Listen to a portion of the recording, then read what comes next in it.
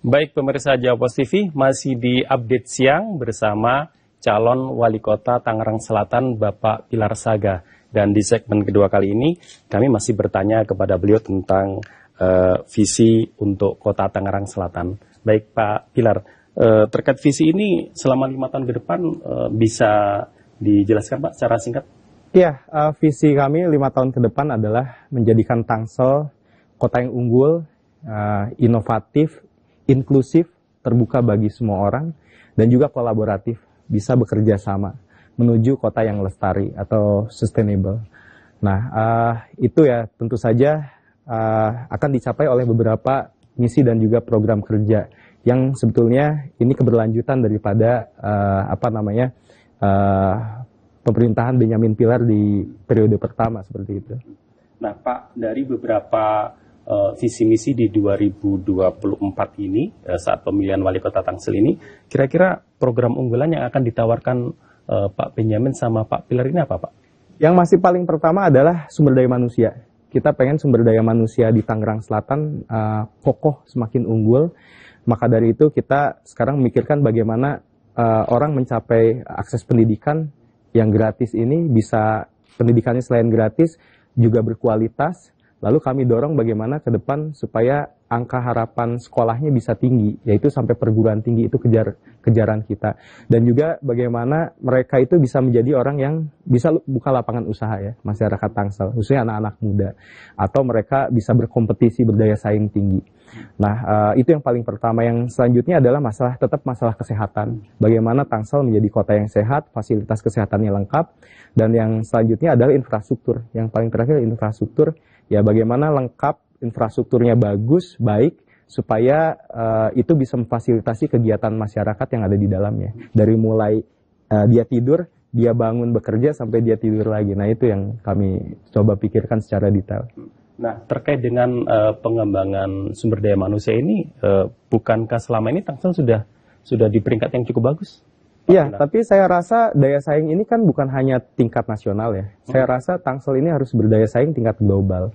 Dan saya melihat itu dari berbagai sektor, baik itu dari teman-teman yang Olimpiade Sains, anak-anak kita, lalu juga di bidang olahraga, di bidang-bidang lainnya. Menurut saya ini sudah terlihat cukup bagus, dan itu Tangsel itu harus bisa memberikan sumbangsi menurut saya. Tangerang Selatan harus bisa memberikan sumbangsi untuk negara, untuk tingkat nasional, bahwa Tangsel membangun Indonesia gitu kan, ide gagasannya. Bahwa orang Tangsel ini ya SDM-nya harus unggul dan bisa kembali membangun kotanya. Kalau mereka bisa unggul, mereka bisa berkarya dimanapun, bahkan di luar negeri, ya saya harap mereka kembali untuk membangun kotanya dengan mudah. Jadi pemerintah ini tidak bisa berjalan sendiri tanpa SDM masyarakat yang unggul, menurut kami seperti itu. Kalau dibandingkan dengan Jakarta, barangkali Pak Pilar bisa menilai? Kalau dengan Jakarta itu kompetitor ya. Tangerang Selatan berkompetisi sangat ketat dengan Jakarta menurut saya ya.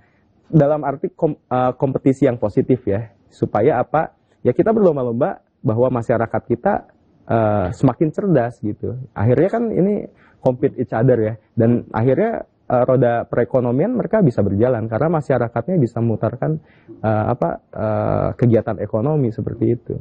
Pak, kaitannya dengan kegiatan ekonomi. Nah, kemarin kan beberapa waktu lalu Jawa Post membuat festival literasi ekonomi di Tangsel. Nah, sambutan dari masyarakat Tangsel yang ikut itu cukup antusias. Nah, selama ini program pembinaan ekonomi melalui UMKM itu seperti apa, Pak? Jadi kami ada pembinaan ekonomi UMKM, lalu juga ada ekonomi kreatif ya, khususnya buat anak-anak muda. Memang kami sudah membangun gedung koperasi dan UMKM yang akan kami aktifkan menjadi gedung kreatif hub.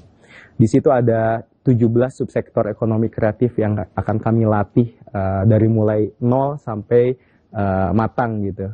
Dan kita akan bina mereka bagaimana cara menjual produk atau jasanya, bagaimana mereka punya kualitas yang bagus.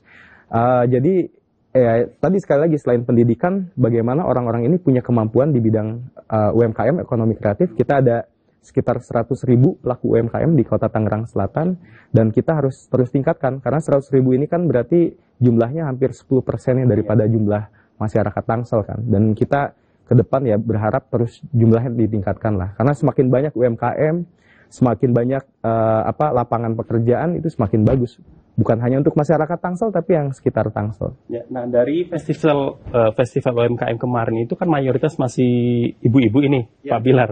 Selama ini sudah terakomodasi dengan kepentingan Kota Tangerang Selatan?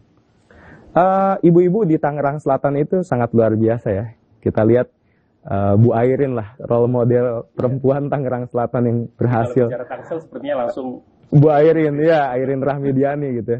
Dan saya lihat memang perempuan Tangsel ini aktif sekali ya. Ibu-ibu membantu suaminya bekerja, mereka punya usaha makanan, punya usaha produk misalkan handcraft dan lain sebagainya. Dan itu kebetulan istri saya di Dekranasda juga, di Dekranasda dia ngebina juga. Dan saya lihat, wah ternyata potensinya sangat luar biasa kok. Banyak sekali produk-produk kria kita, produk UMKM kita yang ternyata bukan hanya nasional, udah sampai ke Jepang, ke Eropa, dan itu repeat order gitu, dan continue. Artinya bahwa ini harus didorong oleh pemerintah, apa yang kita bisa bantu.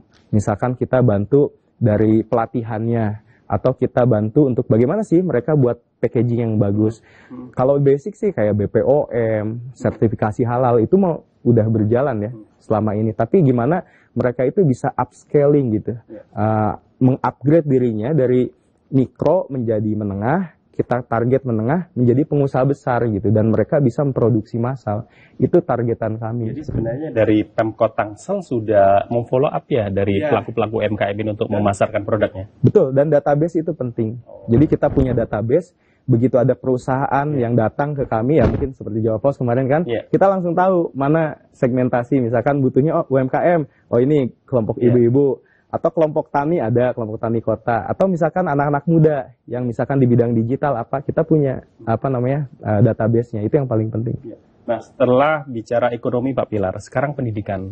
Nah, untuk pendidikan ini kira-kira fasilitas di Kota Tangsel yang kira-kira perlu mendapat perhatian dari Pemkot Tangsel itu seperti apa? Saat ini pemerintah Kota Tangerang Selatan terus menambah jumlah SD dan SMP. Itu yang paling penting karena sistem zonasi ini agak cukup menyulitkan buat masyarakat. Selain menambah jumlah SD SMP, kita juga saat ini bekerja sama dengan sekolah swasta. Ada sekitar 90 lebih sekolah swasta yang kita berikan bayaran iuran bulanannya. Ya, itu cukup membantu karena apa? Bagi anak-anak yang tidak bisa masuk sekolah negeri, mereka bisa masuk sekolah swasta tetap gratis. Nah, ke depan insya Allah bantuannya kita tambah lagi dengan sejalannya PAD kita makin meningkat. Mudah-mudahan seperti bantuan untuk baju, bantuan untuk sepatu, untuk buku sekolah itu bisa kita berikan. Dan targetnya sekali lagi Pemkot Tangsel pengen angka harapan sekolah ini bisa di atas 12 tahun, jadi bisa sampai perguruan tinggi, itu harapan kami. Nah, Pak Pilar, di beberapa kota itu kesenjangan antara sekolah negeri dan swasta itu kan ada cukup tinggi. Nah, Tangsel mengantisipasi ini seperti apa yang dilakukan nanti? Semuanya kita berikan bantuan, baik itu sekolah negeri maupun swasta. Sekarang kita untuk guru swasta juga kita kasih insentif guru swasta. Kita ada insentif guru swasta yang diberikan tiap bulan. Kepala sekolah swasta kita berikan insentif. Lalu juga bagaimana sekolah negeri juga kualitas gedungnya, kualitas laboratoriumnya, komputernya, dan juga para pengajarnya kita tingkatkan. Karena gini, ujung tombak daripada pembangunan SDM itu kan guru ya. Jadi gurunya kalau misalkan mereka masih S1, kita bagaimana kita target mereka bisa S2. Kalau yang S2 kita harap ke depan bisa S3 dengan dorongan ya program bantuan untuk para guru ini supaya bisa mengupgrade dirinya. Dan yang terakhir itu sekarang kita lagi jalanin adalah program